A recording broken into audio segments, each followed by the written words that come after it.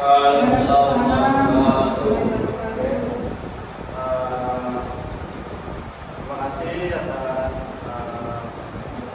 Sofi dan teman-teman telah membantu mempresentasikan tugas sampai satu.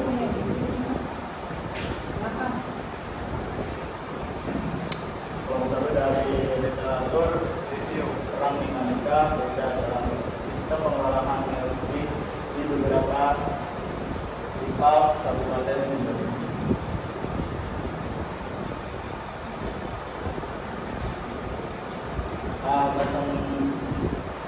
Perkenalkan kami dari kelompok satu terdiri dari saya sendiri yaitu Adi Muhammad Putra dengan tim 2310 6610 9. Saya Maulida Purnabari dengan tim 12 Saya yang Febriani Basari dengan tim 12 Ini kami akan memulai presentasi. Yang pertama metode penelitian. Metode ini digunakan dalam penelitian adalah literatur review, studi literatur adalah sebuah pengumpulan artikel-artikel yang berhubungan dengan topik yang dibahas, baik dari jurnal nasional maupun internasional. Artikel ini telah melalui pencarian literatur di tingkat nasional menggunakan sumber terpilih dari Google Scholar yang berkaitan dengan sumber daya air. Teknik analisis berupa masukan kata kunci yaitu aliran, debit, distribusi, head loss, terus analisis dan jumlah artikel yang direview sebanyak 7 jurnal.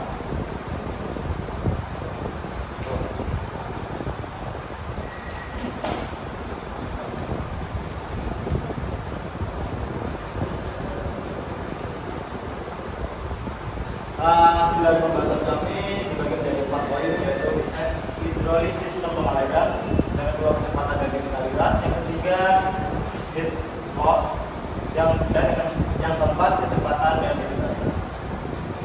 Desain hidrolisis sistem pengaliran yaitu jenis pipa dalam sistem pengaliran mempengaruhi distribusi air pada masyarakat. Jenis pipa ini digunakan untuk setiap aliran dan setiap tempat juga yang berbeda. Selain itu desain aliran ini juga berpengaruh untuk mengoptimalkan sistem distribusi pada masyarakat. Dan untuk yang poin kedua yaitu kecepatan dan debit aliran. Jenis dan pipa dalam sistem pengaliran mempengaruhi distribusi air pada masyarakat. Jenis pipa yang digunakan untuk setiap aliran dan setiap tempat juga berbeda-beda. Selain itu, desain aliran juga berpengaruh untuk mengoptimalkan sistem distribusi air kepada masyarakat. Dan yang ketiga, net loss. Net loss adalah suatu ukuran tekanan dalam bentuk nilai yang digunakan untuk mengetahui seberapa besarnya penggunaan tekanan yang disebabkan oleh fluida untuk melewati aliran berpenampang. Dan yang keempat yaitu kecepatan dan debit aliran. Distribusi aliran merujuk pada cara air atau fluida lainnya yang disalurkan dalam sumber ke titik tertentu. Sedangkan penyebaran aliran mengacu pada bagaimana aliran tersebut tersebar di dalam sistem, termasuk dalam kolam berpendapat difiltrasi. Selanjutnya itu ada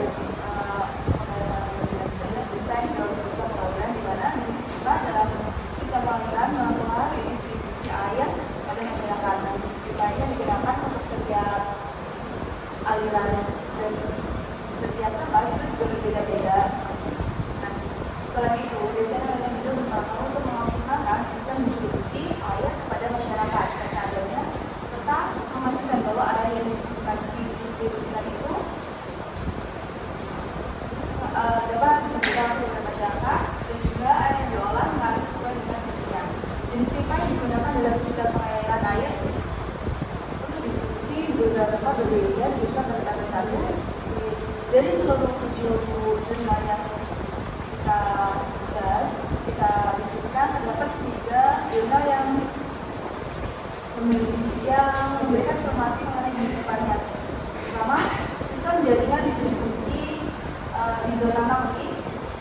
pipanya yaitu ukuran 22 mm sampai 20 mm sampai 200 mm. Dan yang kedua ada sistem pengaliran di kecamatan biasa dengan diameter 63 mm sampai 100 mm. Dan yang terakhir sistem penyaluran air limbah di kecamatan Sumbersari dengan diameter ukuran diameter 90 mm sampai 60 mm. Di sana dengan setiap sistem berbeda sesuai kebutuhan dan fungsinya. Terdapat beberapa pengolahan air yang menggunakan sistem penyediaan air bersih menggunakan sistem pompa dan gravitasi. Desa aliran menggunakan sistem distribusi air minum secara kontinu dengan sistem pengaliran menggunakan pompa dan sistem penyaluran air limbah yang direncanakan menggunakan sistem terpusat. Kedua adalah kecepatan dan debit aliran. Kecepatan aliran dapat diukur menggunakan berbagai cara. Kecepatan aliran pada sistem jaringan distribusi di zona mandiri data tekanan diukur dengan alat manometer pada beberapa waktu, yaitu di jam 8 pagi, 11 pagi, jam 11 pagi dan juga jam 6 sore. Untuk kalibrasi model dan sistem pengaliran di Kecamatan Ajasa, kecepatan aliran dalam pipa berkisar antara 0,41 meter per detik hingga 0,9 meter per detik. Debit air dapat dihitung berdasarkan kebutuhan air per orang dan jumlah penduduk yang diproyeksikan. Debit air di setiap pengolahan air diberikan berbeda. Setiap pengolahan itu air berbeda. Berikut ditunjukkan debit air melalui dua pengolahan air yang ada pada tabel 2 dan tabel 3. Yang pada tabel pertama, tabel kedua debit air sistem jaringan distribusi di zona mandiri, yaitu sumur bor nomor P118 dengan terpasangnya debit 2,2 liter per detik. Di nomor 2 ada sumber malah yaitu 9 liter per detik. Yang tabel ketiga terdapat penyaluran air limbah di Kecamatan Sumbersari. Debit air limbah yang direncanakan yaitu 1,78 per 19 liter per sekon, di mana didapatkan debit puncaknya yaitu 459,28 liter per sekon. Selanjutnya yaitu headloss. Headloss adalah suatu ukuran tekanan dalam bentuk nilai yang digunakan untuk mengetahui seberapa besarnya pengulangan tekanan yang disebabkan oleh fluida saat melewati area bertengah. Headloss pada setiap tempat pengolahan akan berbeda dan masih sulit ditemukan penelitian yang meneliti hal tersebut. Akan tetapi pada sistem jaringan distribusi di zona mandiri diketahui terdapat data yang berkaitan dengan headloss. Pada sistem jaringan distribusi di zona mandiri terdapat pipa yang memiliki tekanan tidak sesuai standar dengan tekanan pada pukul 11 sebesar 128,25 PSI dan terkecil pada pukul 8 sebesar 20,9 PSI. Hal ini disebabkan oleh beberapa faktor, yaitu yang pertama kapasitas sumber air yang terbatas, yang kedua kehilangan tekanan akibat panjang pipa dan diameter kecil, yang ketiga kebutuhan air yang meningkat seiring pertumbuhan penduduk. Yang selanjutnya distribusi dan penyebaran aliran. Distribusi aliran merujuk pada cara air atau fluida lainnya disalurkan dari sumber ke titik penggunaan. Sedangkan penyebaran aliran mengacu pada bagaimana aliran tersebut tersebar di dalam sistem, termasuk dalam kolam pengendalian dan filtrasi. Pada sistem jaringan distribusi di zona mandiri terdapat pola aliran dalam kolam pengendalian biasanya bersifat laminar, di mana aliran air bergerak dengan kecepatan rendah. Hal ini penting untuk memastikan kepipa memiliki waktu yang cukup untuk mengendap. Dalam sistem filtrasi, pada aliran dapat bersifat laminar atau turbulen, tergantung pada jenis media filtrasi yang digunakan. Aliran turbulen dapat meningkatkan efisiensi filtrasi, tetapi juga dapat menyebabkan kerugian tekanan yang lebih besar. Hal ini disebabkan oleh beberapa faktor yang mempengaruhi, yaitu kecepatan aliran yang terlalu tinggi dapat menyebabkan partikel tidak memiliki waktu yang cukup untuk mengendap, sedangkan kecepatan yang terlalu rendah dapat menyebabkan pembentukan kualitas air yang masuk ke kolam pengendapan, dan sistem filtrasi akan mempengaruhi efisiensi proses serta desain yang baik akan menantikan distribusi aliran yang merata dan meminimalkan disjonis di mana aliran tidak bergerak.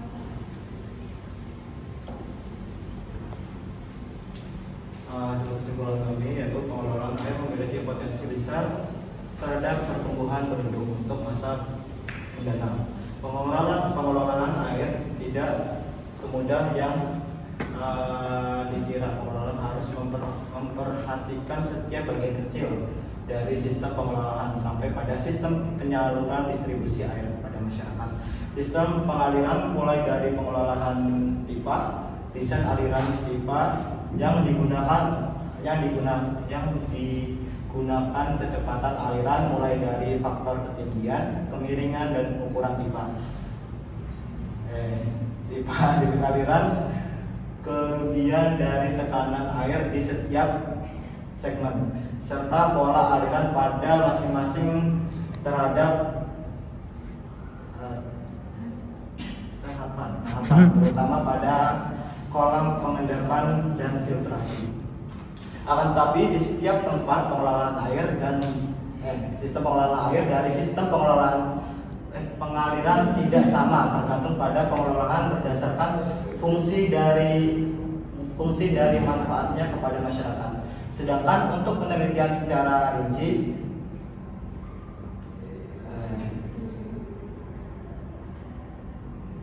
terhadap hubungan mekanika fluida dengan pengelolaan air belum ada. Hanya sebatas bagaimana sistem itu dibuat. Oleh karena itu perlu adanya penelitian lebih lanjut mengenai penelitian secara rinci terhadap hubungan mekanika fluida dengan sistem pengelolaan air. Terima kasih. Assalamualaikum warahmatullahi wabarakatuh. Perkenalkan, nama saya Imel Diasar Gafur dengan NIM 2310661013. Di sini saya akan menanyakan tentang desain hidrolisis sistem pengaliran. Jadi saya ingin menanyakan apa faktor utama yang mempengaruhi desain aliran pada sistem pengaliran. Sekian, terima kasih. Assalamualaikum warahmatullahi wabarakatuh. Assalamualaikum warahmatullahi wabarakatuh. Perkenalkan, nama saya Pradiana Putra Pratama dengan NIM 2310661005. Kali ini saya akan bertanya tentang bagaimana pengaruh jenis pipa terhadap efisiensi distribusi air. Terima kasih. Assalamualaikum warahmatullahi wabarakatuh. Waalaikumsalam warahmatullahi wabarakatuh.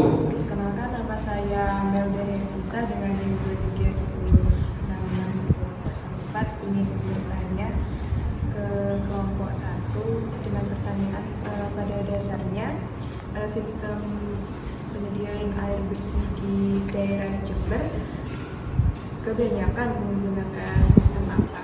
Bisa dijawab. Terima kasih. Baik, saya akan menjawab pertanyaan dari Mas Ilmi tentang apa faktor utama pada sistem pengaliran di Jember. Pengaruh utama pada sistem pengaliran di Jember seperti banyak di wilayah lainnya tergantung pada faktor geologis, hidrologis, dan manajemen sumber daya air. Antara lain seperti geografis dan topografi. Terus yang kedua derasnya curah hujan seperti yang dialami kita beberapa minggu ini, curah hujan yang cukup besar. Terus yang ketiga, sungai dan drainase. Nah, sungai di Jember termasuk sungai besar ya, seperti contoh seperti Sungai Bedadung. Itu mempengaruhi mengaruhi sistem pengaliran di Jember. Terus yang ketiga, selain sungai, aktivitas pertanian. Jember kan ada sebuah daerah agraris dengan banyaknya sawah dan perkebunan. Jadi aktivitas pertanian dapat mempengaruhi atau faktor utama yang mempengaruhi distribusi air. Terus yang terakhir yaitu pengelolaan sumber daya air, manajemen air tanah dan air permukaan. Eksploitasi air tanah yang berlebihan dapat menyebabkan penurunan muka air tanah. Kurangnya sistem penyimpangan air atau waduk bisa mengurangi kemampuan daerah untuk mengatasi kekeringan. Sekian jawaban dari kelompok 1. Yang kedua dari saudara Raditya yang bertanya tentang bagaimana pengaruh jenis pipa pada efisiensi distribusi air. Jenis pipa yang digunakan dalam distribusi air sangat mempengaruhi efisiensi sistem distribusi. Faktor-faktornya ada yang pertama yaitu material pipa. Jenis pipa yang digunakan dalam distribusi air sangat mempengaruhi efisiensinya. Contohnya yaitu pipa PVC, pipa HDPE, dan pipa besi, pipa beton, dan lain-lain. Yang kedua yaitu ukuran pipa. Untuk diameter pipa sangat mempengaruhi. Diameter pipa yang ukurannya kecil cenderung menyebabkan gesekan lebih besar sehingga memerlukan lebih banyak energi untuk memompa air. Sedangkan diameter pipa yang tidak sesuai dapat menyebabkan kehilangan tekanan dan penurunan efisiensi. Yang ketiga itu ketahanan terhadap kerusakan. Pipa yang rentan bocor atau pecah akan menyebabkan kehilangan air.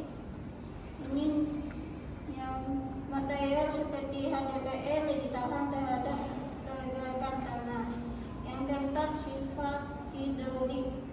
Material dengan permukaan halus, misalnya PVC atau HDPE, memiliki koefisien gesekan yang rendah sehingga mengurangi kehilangan tekanan dalam distribusi. Yang terakhir yaitu lingkungan penggunaan. Di daerah dengan tanah yang asam atau kandungan mineral yang tinggi, pipa dapat lebih cepat kolos sehingga memerlukan terlibatnya tambahan atau penggantian dengan material lain. Sekian. Kebanyakan dengan sistem yaitu seperti yang kata sini, kebanyakan dari pengolahan air bersih, kebanyakan IPA menggunakan sistem pompa, di mana sistem penyediaan air bersih di Kabupaten Jember sebagian besar dikelola oleh perusahaan daerah air minum atau PDAM Kabupaten Jember. Nah, PDAM ini menggunakan sistem pompa dengan mengandalkan sumber air lokal seperti sumur bor, sumur gali, mata air yang bervariasi. Seperti pada perancangan pembangunan sistem distribusi air minum yang memakai sumber air dari Sungai Bedadung menggunakan sistem pompa dari aliran sungai. Nah, jadi secara keseluruhan pengolahan air bersih di Kabupaten Jember kebanyakan menggunakan sistem pompa untuk pengolahan air bersihnya.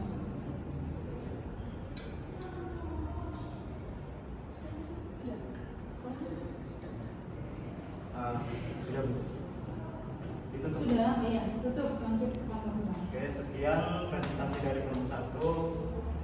Terima kasih kasih atas waktunya.